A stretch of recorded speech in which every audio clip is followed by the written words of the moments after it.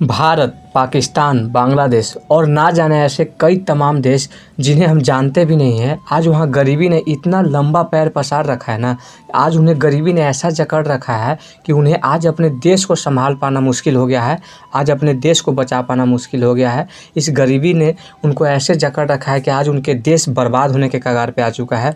तो आइए हम जानते हैं कि आखिर यह देश इतना गरीब क्यों हो गए हैं। देखो दोस्त, कोई भी देश गरीब है या अमीर है यह हम कैसे जान सकते हैं?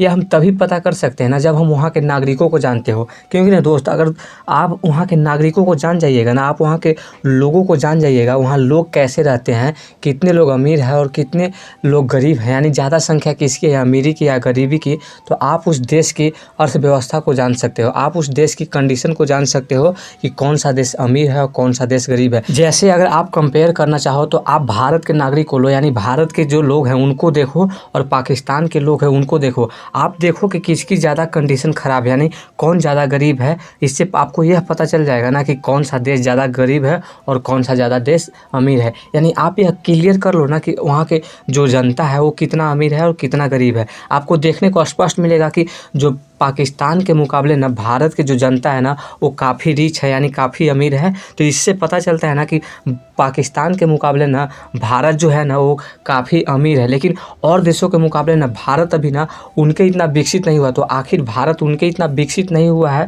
तो इसके पीछे कारण क्या है? तो आइए उस कारण को जानने की कोशिश करते हैं। कोई भी देश कितना अमीर है या कितना गरीब है ना, इसका सबसे प्रमुख कारण है ना तो वो है ना कि वहाँ की जनता। क्योंकि ना जिस देश की आवाम यानी जनता वहाँ की जितना ज़्यादा अमीर या गरीब होगी ना, उस देश का अर्थव्यवस्था उतना ही ज़्यादा मजबूत या कमज़ोर होगा। क्योंकि अगर जनता मजबूत होगी, जनता के पास पैसा होगा तो पूरा अर्थव्यवस्था जो है वो मजबूत रहेगा और उस देश की कंडीशन बहुत अच्छा रहेगा। और अगर जनता ही वहाँ का कमज़ोर रही, यानी उन्हीं के पास गरीबी रहा, उन्हीं के पास ऐसे से अर्थव्यवस्था हैंडल करने की कैपेसिटी होती है, अगर उन्हीं के पास पैसा नहीं रहा ना, वही गरीब रहे, तो पूरा देश की जो अर्थव्यवस्था है वो चरमरा जाएगी, यानी कमज़ोर पड़ जाएगी। और दूसरा प्रमुख कारण होता है नेता, यानी ये जो राजनेता होते हैं ना वो हमारे देश के अर्थव्यवस्था के ना अधिकतर पैसे का उपयोग करते हैं जो कि कोई ज़रूरत नहीं है। वो ज़रूरत से ज़्यादा पैसे का इस्तेमाल करते हैं जो कि हमारी अर्थव्यवस्था को और ही कमज़ोर कर देता है। इसी वजह से ना इनका काम बहुत कम होता है लेकिन ये खर्च बहुत ज़्यादा करते हैं। कहीं जाते हैं तो करोड़ों रुपए खर्च हो जाते हैं जो कि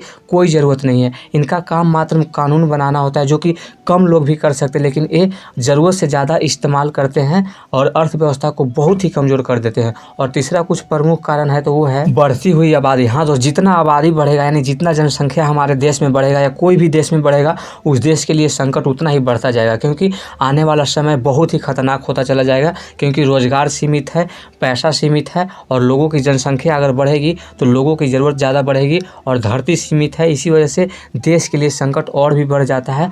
खाद्य पदार्थों की संकट बढ़ जाएगा, रहने की जगह कम पड़ जाएंगी और अर्थव्यवस्था में बहुत ही हड़कंप मच जाएगा, जिससे कि हमारे देश की अर्थव्यवस्था पूरी तरह अस्त व्यस्त हो जाएगी, यानी बर्बाद हो जाएगी। इसी वजह से बढ़ती जनसंख्या भी प्रमुख कारण है। और चौथा और सबसे महत्वपूर्ण कारण जो है ना वो है ना हमारे पास आबादी बहुत है, यानी जनसंख्या बहुत है। किसी भी देश के पास कितना जनसंख्या इससे डिपेंड नहीं करता है। ये महत्वपूर्ण नहीं है कि उस देश के पास कितना जनसंख्या है, महत्वपूर्ण ये होता है कि उसके पास कितना स्किल वाले आदमी, यानी कितना लोग हैं जिनके पास टैलेंट है, जिनके पास नया करने की कुछ इच्छा है और उनके पास टैलेंट भी है। क्योंकि ना देश में जनसंख्या बहुत ज़्यादा होने से ना बहुत संकट बढ़ जाता है। लेकिन अगर वही जनसंख्या अगर स्किलफुल हो, यानी उनके पास टैलेंट है, उनके पास कुछ नया करने का तरीका हो, उनके पास कुछ नया खोज निकालने का तरीका हो, तो वो देश ना बहुत जल्द विकसित बन जाएगा और बहुत जल्द ना दुनिया में अपना परचम लहरा देगा। लेकिन हमारा प्रॉब्लम यही है, हमारा परेशानी यही है कि हमारे पास जनसंख्या बहुत है बट जो है ना उनके पास स्किल की कमी है और इसी वजह से वो बेरोज़गार बैठते हैं। और जब बेरोज़गार बैठते हैं